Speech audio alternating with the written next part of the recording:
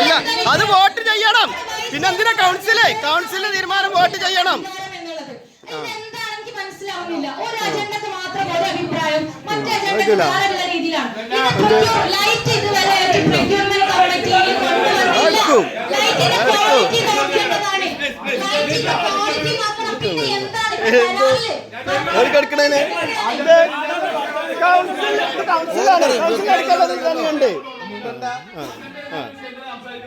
എന്താണ് അല്ല, കൗൺസിൽ തീരുമാനത്തിനിടെ വോട്ടിങ്ങിനിടെ ഇത് കൗൺസിൽ തീരുമാനമാണ് എന്നുണ്ടെങ്കിൽ കൗൺസിലിന് വോട്ടിങ്ങിനിടണം.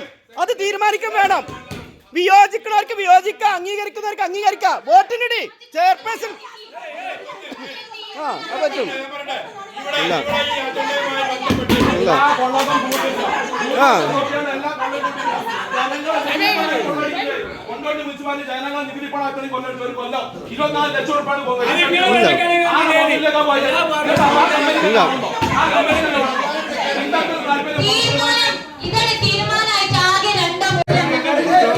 അന്നത്തെ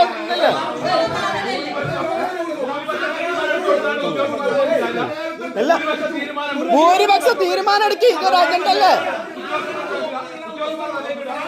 ഇത് ഭൂരിപക്ഷം കൗൺസിൽ ഭൂരിപക്ഷം എടുക്കണം.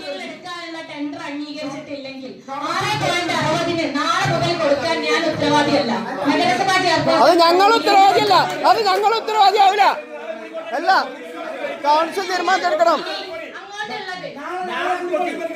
വേണ്ടാതെ അംഗീകാരമില്ലാത്തവർക്ക് വേണ്ടി എന്തിനാ പ്രൊക്യൂർമെന്റ് കമ്മിറ്റി? അംഗീകാരമില്ലാത്ത ടീമിന് എന്തിന് പ്രൊക്യൂർമെന്റ് കമ്മിറ്റി വേണം?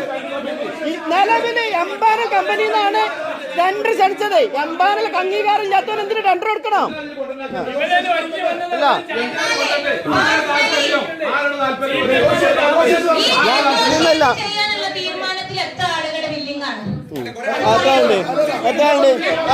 എത്ര ആളുണ്ട്? വോട്ടിങ്ങിന് ഇടണം.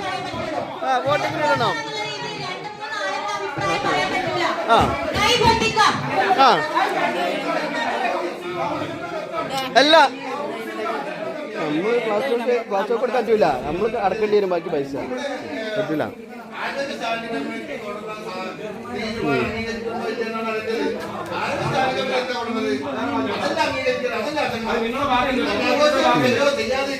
കൗൺസിൽ തീരുമാനം വരട്ടെ.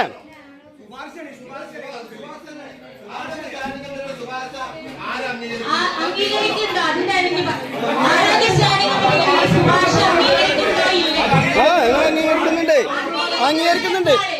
ഞങ്ങളൊക്കെ അംഗീകരിക്കുന്നുണ്ട്.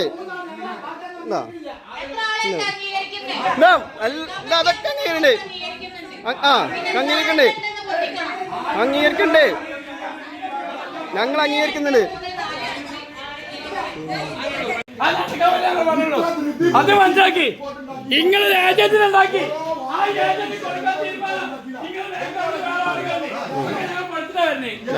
ആക്കെ ഞങ്ങൾ ഏതിനാണ് തീരുമാനമെടുക്കാനുള്ളത്? നിങ്ങൾ തന്നെ പറഞ്ഞു കൗൺസിലാണ് അംഗീകരിക്കാനുള്ളത്. കൗൺസിൽ അംഗീകരിച്ചിട്ടുണ്ടോ? കൗൺസിൽ മാറ്റിവെച്ച അജണ്ട അംഗീകരിക്കാന്ന് പറഞ്ഞ കൗൺസിലിനെ കബളിപ്പിക്കാണ്. കൗൺസിലിനെ കബളിപ്പിക്കുന്ന ഒരു വ്യക്തി. എനിക്ക് നഗരസഭാ ചെയർപേഴ്സൺ എന്നുള്ള രീതിയിൽ കൗൺസിലിനെ കബളിപ്പിക്കുന്ന രീതിയിലുള്ള കാര്യങ്ങൾ ചെയ്യാൻ പറ്റൂല. എനിക്ക് ഉറപ്പാ. കാണിച്ചു തരണം. ഞാൻ അപ്രൂവ് ചെയ്തിട്ടുണ്ടെങ്കിൽ എനിക്ക് കാണിച്ചു തരണം. ഞാൻ മാറ്റി വെച്ച അജണ്ട എങ്ങനെയാണ് ഞാൻ അംഗീകരിക്കുക? ഇല്ല, ഞാൻ കണ്ടില്ല. ഞാൻ ലോഗിനില് ഫയലില് എഗ്രിമെന്റ് കാണുന്നില്ല. ഫയലില് എന്താണ് ബിറ്റിന്റെ പേപ്പർ കാണുന്നില്ല.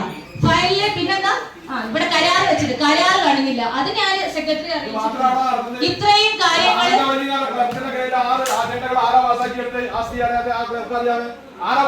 ഞാൻ കാണാത്ത വ്യക്തതയോടെ ഞാൻ പറഞ്ഞു.